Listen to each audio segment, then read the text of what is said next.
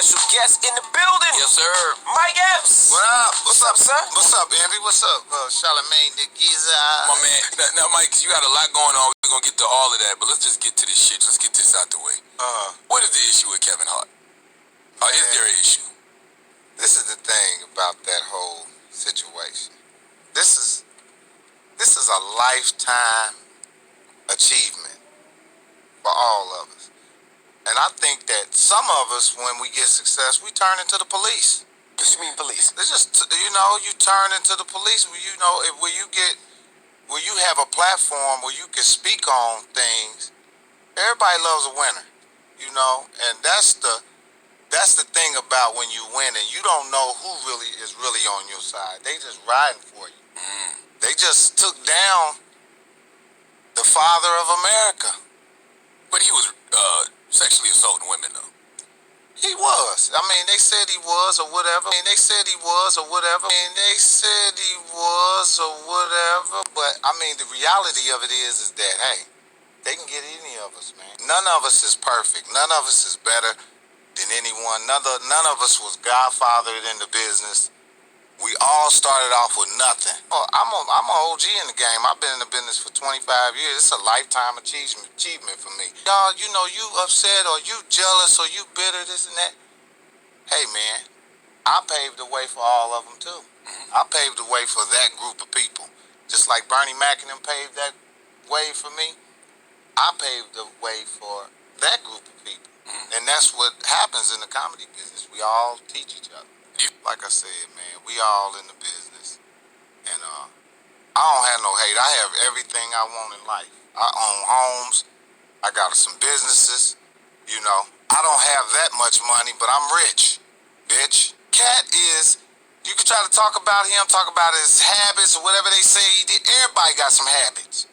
Everybody did something. Everybody had some this and that and that and this. That dude is a star. He's in one of my films that we just did called Meet the Blacks. Just when you think that you are a legend, they'll take it from you. They just showed an example of that. So my whole thing with this whole thing about speaking about all these comedians, because I ain't saying no names. Don't get too cute. Do not get too cute in this business because they will knock you down. And they'll find a way to knock you down. So we all have to be humble with each other, thank each other, because this is a snitch business. There's so many rats in this business. It is. These some bull. and we ain't nobody going to jail. You spoke on the black gatekeepers in Hollywood. Who are the black gatekeepers in Hollywood? Well, how Hollywood works to me is it hasn't changed from slavery days. Is that, if you give somebody an opportunity and have a platform to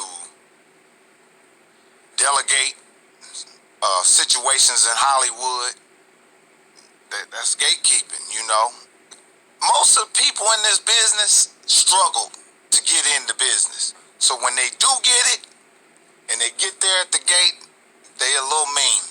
They like, no, not you, him, move, him. You stand there like, boy, I've been at this gate for 10 years. And like I said, in this business, in order to get to point A and point B, you have to go through some certain red tape. And like I said, there's guys standing there at the gate telling the people in Hollywood that that's not the guy. Why do you think they telling them? I need to know who these niggas are. Who are these gatekeepers? All the ones that get opportunities back to back to back. That's rich 100 times. That's greedy. That won't get out the way, and look at you and treat you like they're a white man.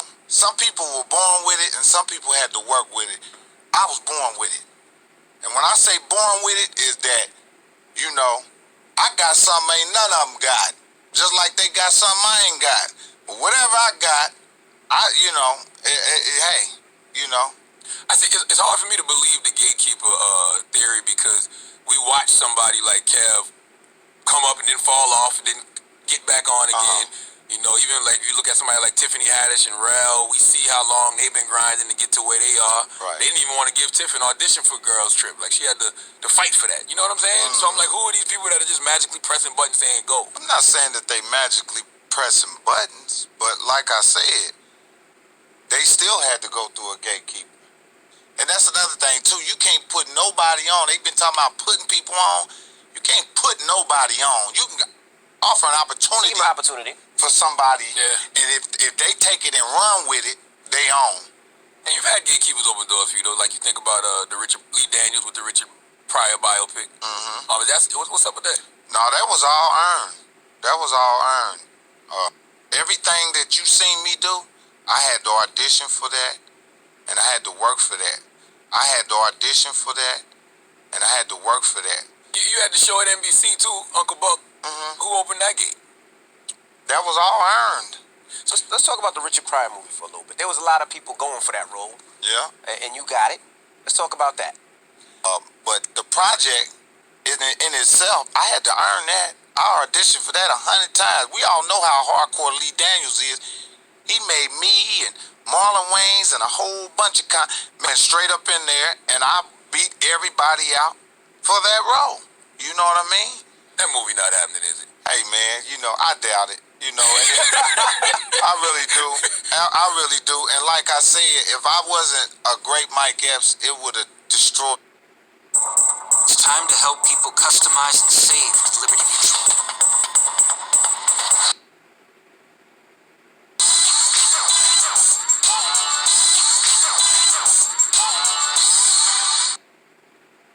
Destroyed me. I thought about something about life. I said, you really don't own nothing in this life.